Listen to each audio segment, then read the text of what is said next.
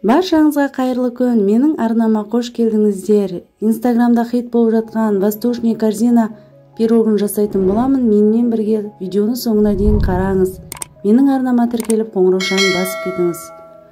Құрамын видеоның төменгі жағына жазып қалдырамын. Ұн, бөлме температурасында еріген сливочное масло, қант салып бір келкі массаға айландырып,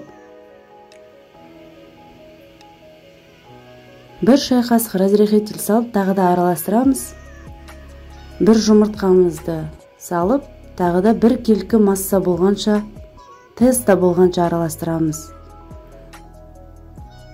Осылай бір келкі болып, осылай тесто болады.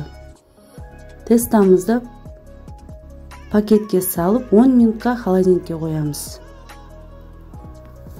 Оған дейін бетіне салатын грех жаңғағын үлкен болса, осылай пышақпен ұсақтап алыңыздар.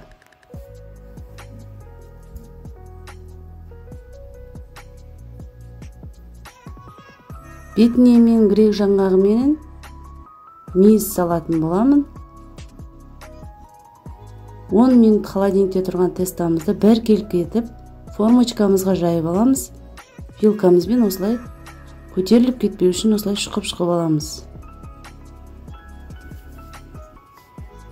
Бірінші мейізімізді саламыз бір келкі етіп.